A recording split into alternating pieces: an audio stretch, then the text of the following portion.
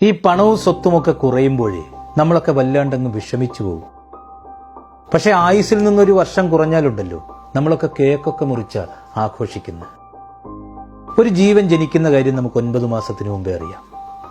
പക്ഷെ അത് പോകുന്നതാണെങ്കിലോ 9 സെക്കൻഡിന് മുമ്പ് പോലും നമുക്കറിയാനാവില്ല. എത്ര കാശുണ്ടെന്ന് പറഞ്ഞിട്ട് ഒരു കാര്യവുമില്ല.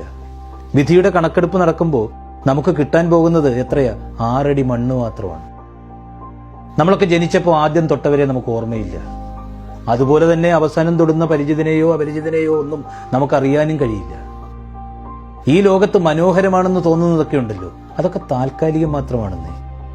ഏതെങ്കിലും ഒരു പ്രഭാത ഉച്ച വരെ നീണ്ടിട്ടുണ്ടോ? ഏതെങ്കിലും ഒരു നട്ടുച്ച സന്ധ്യ വരെ നീണ്ടിട്ടുണ്ടോ? ഈ രാത്രിയുടെ ഖബറിൽ കുഴിച്ചിടാത്ത ഏതെങ്കിലും ഒരു പകലുണ്ടോ?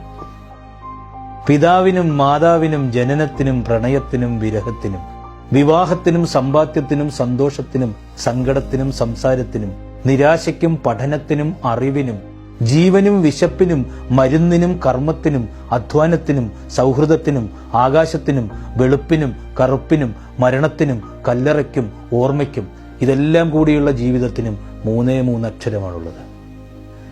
ഈ ജീവിതമെന്ന കളിക്കളത്തിലേക്ക് നമ്മളെയൊക്കെ ഇറക്കിവിടുന്ന സമയത്ത് ഒരു നിശബ്ദ സാന്നിധ്യമായി നമ്മൾ പോലും അറിയാതെ ഒരാൾ കൂടി വരുന്നുണ്ട്. പല കുറി നമ്മൾ ജയിക്കുമ്പോഴും അന്തിമ വിജയം മരണമെന്ന ആ നമ്മുടെ നിഴലിലാണ്. എന്നെങ്കിലും ഒരിക്കൽ ദൃഢമായ നമ്മുടെ ഈ കാലുകൾ പതിയെ